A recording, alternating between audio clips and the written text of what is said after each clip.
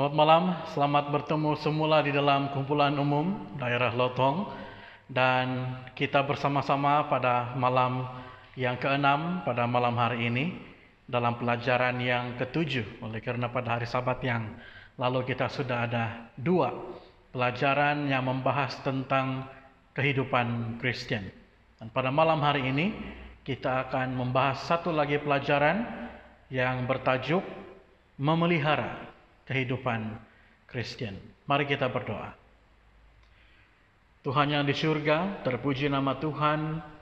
Pada malam ini kami berkesempatan sekali lagi untuk berkumpul di rumah kami masing-masing dan juga melalui alam maya ini untuk sekali lagi mempelajari akan firman Tuhan.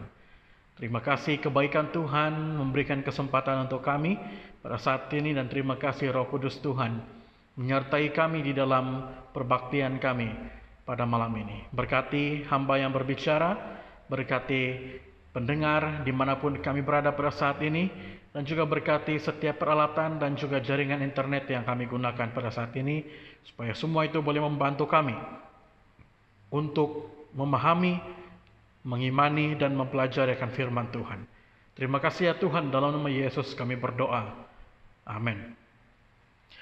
Baik saudara-saudara yang dikasih dalam Tuhan, pada pelajaran semalam kita telah mempelajari bagaimana hidup sebagai seorang anak Kristen, di mana kita harus menghormati orang tua, menjadikan orang tua sebagai orang yang kita hormati dalam kehidupan kita. Bagaimana kita boleh melangkah menjadi seorang umat Kristen yang berbahagia oleh karena kita mengasihi dan juga menghormati orang tua kita. Nah, pada malam hari ini kita akan membahas tentang langkah seterusnya untuk mencapai kebahagiaan di dalam kehidupan Kristen, yaitu bagaimana kita harus memelihara kehidupan Kristen. Dan ayat inti yang akan kita bahaskan pada malam hari ini adalah terdapat di dalam Keluaran pasal yang ke-20 ayat yang ke-13 yang menyebutkan jangan membunuh. Kelihatan sangat mudah, sangat sederhana perintah yang diberikan Tuhan ini, dan kita mungkin berkata, oh ini perintah yang sangat mudah, hanya menyuruh kita untuk jangan membunuh. Dan kita berkata, ya saya akan dapat melakukan perintah ini. Saya tidak akan membunuh orang, saya tidak akan menghabiskan nyawa orang. Nah, namun ada satu peristiwa pembunuhan yang terjadi di Alkitab yang semua orang tidak menyangka bahwa dia ataupun individu ini akan melakukan satu pembunuhan, yaitu peristiwa di antara Kain dan juga Habel. Inilah peristiwa pembunuhan pertama yang tercatatkan di dalam sejarah Alkitab, bagaimana Kain yang menghabiskan nyawa adiknya sendiri, yaitu Habel, hanya karena perasaan cemburu. Karena Tuhan menerima persembahan Habel, tetapi Tuhan tidak menerima persembahan daripada Kain. Dan akhirnya Kain membunuh Habel. Semua orang berpikir, atau ketika membaca Alkitab dan juga mempelajari tentang firman Tuhan, ini adalah perkara yang tidak mungkin dilakukan. Bagaimana mungkin Kain membunuh adiknya sendiri? Tetapi ternyata perkara yang tidak mungkin terjadi di dalam Alkitab. Dan itu mungkin juga boleh terjadi di dalam kehidupan kita. Mungkin sekarang kita berkata, oh saya tidak akan pernah membunuh orang, saya tidak akan pernah menghabiskan nyawa orang. Tapi kemungkinan kita juga akan menjadi seperti Kain. Awalnya kita tidak menyangka, tetapi ternyata akhirnya kita melakukannya. Nah, apa yang dimaksudkan dengan membunuh? Membunuh itu adalah segala tindakan, sama ada dengan sengaja ataupun tidak, sehingga perbuatan kita itu mengakibatkan, menghilangkan, menghabisi, dan juga mencabut nyawa, baik diri sendiri atau orang lain. Dan inilah disebut sebagai membunuh. Jadi maksudnya, perintah jangan membunuh ini bukan saja ditujukan kepada perbuatan kita terhadap orang lain, tapi juga terhadap perbuatan kita kepada diri kita sendiri. Nah, bermaksud kita sebagai umat Kristen tidak boleh membunuh orang lain dan juga tidak boleh membunuh diri sendiri. Tidak boleh mengambil nyawa orang lain dan juga tidak boleh menghabisi nyawa diri kita sendiri. Ini adalah pengertian manusia. Ini adalah pengertian dunia, di mana ketika kita menghabiskan nyawa seseorang, maka kita disebut sebagai pembunuh. Namun Alkitab memiliki definisi yang lebih luas mengenai membunuh ini. Ada yang disebut di dalam Alkitab berkaitan dengan membunuh dengan roh kebencian yang melahirkan balas dendam. Nah, firman Tuhan mengatakan dalam 1 Yohanes 3 ayat 15, siapa yang membenci saudaranya itu di dalam hatinya adalah seorang pembunuh. Bahkan ketika kita sedang marah sekalipun, Alkitab katakan kita ini adalah seorang pembunuh. Matius 5 ayat 21 sehingga ayat yang ke-22. Kamu telah mendengar yang difirmankan nenek moyang kita, jangan membunuh. Siapa yang membunuh harus dihukum. Tetapi aku berkata kepadamu, kata Yesus, siapa yang berkata saudaranya kafir harus dihadapkan ke mahkamah agama. Dan siapa berkata jahil harus diserahkan ke dalam neraka yang menyala-nyala. Bermaksud pembunuhan itu bukan hanya ketika kita sudah menghabisi nyawa seseorang, tetapi ketika timbul rasa benci, ketika timbul rasa marah dalam diri kita, kita juga sedang melakukan pembunuhan kepada orang tersebut. Kenapa? Karena pembunuhan itu dimulai dari dalam hati, dari dalam pikiran. Bukan hanya ketika kita sudah melakukan tindakan yang kita sebut sebagai membunuh atau perkara itu sedang terjadi. Tetapi ketika kita baru mulai terfikir, baru mulai timbul dalam hati kita, kita marah, kita benci kepada orang lain, kita sedang membunuh. Pembunuhan juga boleh terjadi dalam segala jenis perperangan, segala bentuk perperangan. Apakah itu bertujuan untuk mempertahankan negara, mempertahankan perdagangan, ataupun yang lainnya. Ianya adalah sebuah pembunuhan. Matius 5 ayat 38, ayat 39, ayat 43 sampai ayat yang ke-45. Kamu telah mendengarkan firman, mata ganti mata dan gigi ganti gigi. Tetapi aku, kata Yesus, berkata kepadamu, kepada kita, janganlah kamu melawan orang yang berbuat jahat kepadamu, melainkan siapapun yang menampar pipi kananmu, berilah juga kepada pipi kirimu.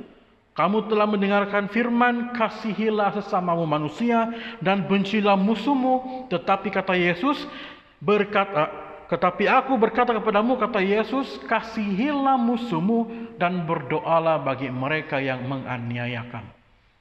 Karena dengan demikian, kamu menjadi anak-anak Bapakmu yang di surga, yang menerbitkan matahari bagi orang yang jahat dan orang yang baik, dan menurunkan hujan bagi orang yang benar dan orang yang tidak benar. Maksudnya, di dalam Alkitab, bahkan musuh sekalipun, musuh sejahat apapun, kita tidak memiliki wewenang, kita tidak memiliki kuasa untuk menghabiskan nyawanya, untuk menamatkan nafasnya. Apalagi itu melibatkan hal kematian. Yang sepatutnya kita lakukan itu adalah berdoa bagi mereka. Bukan tugas kita untuk membalas kejahatan dengan kejahatan yang sudah orang lakukan kepada kita ataupun orang lakukan kepada orang lain. Tugas kita adalah untuk memaafkan. Apakah perintah Tuhan ini bertujuan supaya kita ini ditindas oleh masyarakat-masyarakat yang jahat. Tidak. Justru perintah ini menyuruh kepada kita untuk memelihara kehidupan kita. Walaupun kita dijahili, walaupun kita dijahati ataupun disakitkan hati kita, walaupun kita ditindas, kita harus pastikan hati dan pikiran kita terpelihara. Jangan sampai kita melakukan pembunuhan dalam pikiran dan juga dalam niat kita. Serahkan tugas menghakimi itu kepada Tuhan. Tugas kita adalah untuk memelihara kehidupan kita dengan tidak memikirkan sesuatu kebencian dalam diri kita, agar jangan kita masuk ke dalam perangkap dosa. Nah, selain daripada itu, kelalaian dalam memberikan pertolongan kepada mereka yang susah dan yang tidak berpengharapan, yang sebenarnya kita mampu untuk membantu mereka, kita sedang melakukan pembunuhan. Orang yang memerlukan bantuan, mungkin dari segi pakaian, mungkin dari segi makanan, kita mampu membantu mereka, tapi kita melalaikan diri dan kita berkata, oh saya tidak mau bantu mereka. Akhirnya mereka mati oleh karena kelaparan, oleh karena tidak ada tempat tinggal, oleh karena kedinginan di luar sana. Dan kita yang sudah melalaikan pertolongan untuk mereka, ketika kita mampu menolong, kita sudah dianggap sebagai pembunuh. Ketika kita memiliki kemampuan untuk memberikan bantuan kepada orang yang susah, namun kita menolak untuk melakukannya, maka kita sedang melakukan pembunuhan dalam diri kita. Dan bukan itu saja, segala bentuk pemanjaan diri dan setiap tindakan yang berlebihan ataupun melampaui batas. Sebagai contoh, bekerja tanpa istirahat, terlalu semangat berkomitmen untuk bekerja sehingga lupa untuk beristirahat, dan itu memudaratkan kesehatan kita, memendekkan umur kita. Kita sebenarnya sedang membunuh diri kita sendiri. Kita sedang menjadi seorang pembunuh. Terlalu suka untuk berpesta pora, minum sana, minum sini. Kalau tidak dapat minum alkohol 1 hari, kita mau gila. Akhirnya itu memudaratkan kesehatan. Kita sedang menjadi seorang pembunuh dalam kehidupan kita. Dan banyak lagi aktiviti yang memudaratkan kesehatan kita. Itu semua adalah dianggap sebagai satu pembunuhan untuk diri sendiri dalam jangka masa yang panjang. Kenapa? Karena kita sedang membunuh diri kita sendiri. Galatia 5 ayat 19 sehingga ayat yang ke-21. Perbuatan daging telah nyata, yaitu percabulan, kecemaran, hawa nafsu, penyembahan berhala, sihir, perseteruan, perselisihan, iri hati, amarah, kepentingan diri sendiri, pencederaan, roh pemecah, kedengkian, kemabukan, pesta pora dan sebagainya. Terhadap semuanya itu kuperingatkan kamu seperti yang telah kubuat dahulu, bahwa barang siapa melakukan hal-hal demikian, ia tidak akan mendapat bagian dalam kerajaan Allah. Sebagai contoh, seorang mahasiswa oleh karena tidak dapat fokus dalam pelajaran, akhirnya dia menggunakan obat-obatan terlarang untuk memastikan yang dia boleh fokus di dalam kelas, dan itu memudaratkan kesehatannya.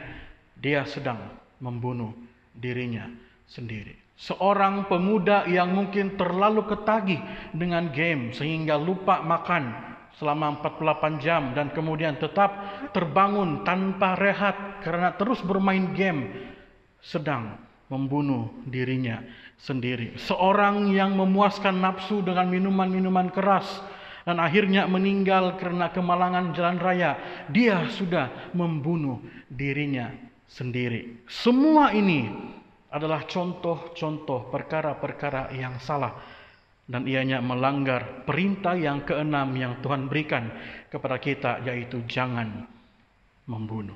Mengapa manusia melakukan pembunuhan? Yang pertama, karena timbulnya kemarahan yang tidak dapat dikendalikan. Mereka tidak dapat mengendalikan perasaan marah mereka, sehingga perasaan marah itu berujung kepada suatu pembunuhan. Yang kedua, kecemburuan. Yakobus 3 ayat 16, sebab di mana ada iri hati dan mementingkan diri sendiri, di situ ada kekacauan dan segala macam perbuatan jahat. Yakobus 4 ayat 5, kamu menginginkan sesuatu tetapi kamu tidak memperolehnya. Lalu kamu membunuh, kamu iri hati tetapi kamu tidak mencapai tujuanmu. Lalu kamu bertengkar dan kamu berkelahi, kamu tidak memperoleh apa-apa. Kenapa? Karena kamu tidak berdoa, karena kita tidak berdoa.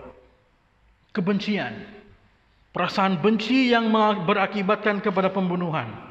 Dan terkadang pembunuhan ini bukan terjadi hanya sekali, tetapi berkali-kali. Ketika kita selalu berjumpa dengan orang-orang yang kita benci dan kita masih belum dapat move on, kita masih marah mereka. Setiap kali kita jumpa mereka, sebenarnya kita sedang membunuh mereka dalam hati, dalam pikiran kita. Beberapa hal yang manusia anggap bukan suatu pembunuhan, tetapi itu ternyata adalah dosa di mata Tuhan. Yang pertama adalah bunuh diri. Banyak yang berkata, perintah jangan membunuh ini hanya berlaku untuk orang lain, tapi bukan untuk diri kita. Saudaraku, orang lain dan kita sama-sama adalah ciptaan Tuhan. Ketika nyawa mereka dihabiskan, orang yang membunuh mereka disebut sebagai pembunuh. Ketika nyawa kita dihabiskan, orang yang membunuh kita akan disebut sebagai pembunuh. Dan kalaupun itu adalah diri kita sendiri, mungkin kita berkata, lebih baik saya mati supaya suami saya tidak sengsara. Lebih baik saya mati supaya istri saya tidak sengsara. Lebih baik saya mati supaya keluarga saya tidak sengsara. Kita bukan memberikan kesenangan kepada keluarga, tapi kita menjadi pembunuh untuk diri kita sendiri. Menggugurkan ataupun abortion. Banyak orang berkata, oh itu bukan dosa. Kenapa? Karena yang di dalam rahim itu belum lahir. Dia belum menjadi manusia.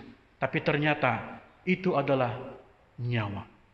Dan ketika kita memutuskan untuk melakukan aborsi, setelah mungkin kita menyesal karena sudah melakukan perbuatan yang tidak baik, akhirnya kita berkata, itu bukan dosa. Ternyata itu adalah satu dosa, satu kesalahan. Dan ada di dalam pernyataan medik ataupun medis yang berkata euthanasia ataupun membunuh secara mercy killing, membunuh secara diam-diam. Dan ini biasanya dilakukan kepada orang-orang yang memang dengan pemahaman medikal sudah tidak ada lagi cara untuk menyelamatkan. Dan daripada dia terus bertahan hidup dan dia tetap sakit, lebih baik kita menghabiskan ataupun membiarkan dia menghembuskan nafasnya yang terakhir. Seolah-olah kedengarannya seperti baik, tapi ternyata dia tetap adalah sebuah pembunuhan. Perang jihad yang biasanya orang berkata ini untuk mempertahankan bangsa, untuk mempertahankan negara, tetap dia adalah sebuah pembunuhan. Ingat, tidak ada satu orang pun dan tidak ada satu lembaga pun di atas dunia ini yang pernah diberikan mandat oleh Allah, oleh Tuhan untuk menjadi pemegang kuasa atas hidup dan mati seseorang, bahkan atas hidupnya sendiri. Artinya, secara dasarnya hanya Tuhan yang berhak menentukan batas kehidupan dan saat kematian seseorang. Tidak ada yang lain, betapapun elok motivasi dan juga tujuannya, seperti euthanasia tadi. Tujuan kita mungkin baik, tujuan kita mungkin elok, tapi kita tidak pernah diberikan mandat oleh Tuhan untuk membunuh, untuk menghabiskan nyawa seseorang. Biarlah nyawa itu kita serahkan tugasnya kepada Tuhan. Dasar daripada perintah ke-6 yaitu jangan membunuh ini adalah hidup itu adalah anugerah daripada Tuhan. Hidup itu berasal daripada Tuhan. Manusia tidak memiliki kuasa apapun ke atas nyawanya dan juga nyawa orang lain. Hidup itu adalah kudus dan sakral. Sebab hiduplah satu-satunya yang dikehendaki Allah dan bukan kematian ataupun kebinasaan. Itu sebabnya manusia diciptakan menurut gambar dan rupa Tuhan. Itu sebabnya jangan pernah mempermainkan kehidupan. Kehidupan bukanlah sebuah bahan eksperimen ataupun sebuah objek untuk dijadikan sebagai bahan pencobaan. Kita boleh mengeksplorasinya, tapi jangan mengeksploitasinya kehidupan kita. Merawat boleh, tapi jangan merekayasa sesuatu maksud jahat dalam kehidupan manusia, apapun itu, kepada orang lain ataupun kepada diri sendiri. Ada satu nasihat yang baik untuk kita renungkan dalam Amsal 1 ayat 10 sampai ayat yang ke-15, ayat yang ke-18 dan juga ayat yang ke-33. Hai anakku, jikalau engkau berdosa, jikalau orang berdosa hendak membujuk engkau, janganlah engkau menurut. Jikalau mereka berkata, marilah ikut kami, biarlah kita menghadang darah, biarlah kita mengintai orang yang tidak bersalah. Dengan tidak semena-mena, biarlah kita menelan mereka hidup-hidup seperti dunia orang mati. Bulat-bulat seperti mereka yang turun ke liang kubur. Kita akan mendapat pelbagai benda berharga. Kita akan memenuhi rumah kita dengan barang rampasan. Buanglah undimu ke tengah-tengah kami, satu pundi-pundi bagi kita sekalian. Hai anakku, janganlah engkau hidup menurut tingkah laku mereka. Tahanlah kakimu daripada jalan mereka. Padahal mereka menghadang darahnya sendiri dan mengintai nyawanya sendiri. Tetapi siapa mendengarkan aku, ia akan tinggal dengan aman, terlindung dari kedahsyatan malapetaka. Saudaraku, ayat ini menasihatkan kita, apapun bentuk rayuan dan juga alasan untuk seseorang itu, sama ada mungkin kedengarannya baik ataupun jahat, ketika upaya itu direncanakan ataupun dilakukan untuk membunuh seseorang atau dirinya sendiri, maka itu adalah sebuah dosa. Dalam Kejadian 2 ayat 7, Tuhan sendirilah yang menghembuskan nafas hidup kepada manusia. Tidak berlebihan jika kita mengatakan bahwa kehidupan kita ini adalah sesuatu yang suci karena mendapatkan kehidupan daripada Allah sendiri. Setiap orang yang merencanakan untuk membinasakan kehidupan, apakah itu kehidupan orang lain ataupun kehidupan diri sendiri, berarti kita sedang berhadapan dengan Tuhan, yaitu sumber dan pemilik kehidupan manusia. Bagaimana Allah mau mengasihi kita kalau kita sendiri tidak menghargai kehidupan yang diberikan oleh Tuhan? Itu sebabnya sebagai seorang Kristen, sebagai seorang umat Tuhan, kita harus memelihara kehidupan kita. Jangan pernah terlintas dalam pikiran, dalam hati kita untuk membinasakan kehidupan. Sama ada itu kehidupan orang lain ataupun kehidupan diri kita sendiri. Mungkin pemikiran kita tentang membunuh ini adalah pemikiran yang sempit, yaitu ketika kita menusukkan pisau ke jantung seseorang, itulah membunuh. Tapi saudaraku, ketika pandangan mata kita yang penuh kebencian melihat kepada orang yang kita benci, itu juga adalah sebuah pembunuhan. Itu sebabnya mari kita sebagai umat Kristen pelihara kehidupan kita. Jangan pernah biarkan pemikiran jahat wujud dalam pikiran kita. Jangan pernah biarkan niat jahat wujud dalam hati kita. Tugas kita bukan untuk membalas dendam. Tugas kita bukan untuk cemburu dengan orang lain. Tugas kita adalah untuk bersyukur dan juga berdoa. Bukan hanya untuk diri kita, tapi juga untuk musuh kita.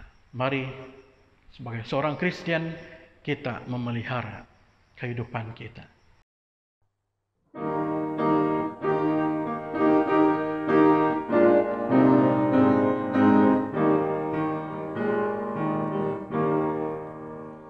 Aku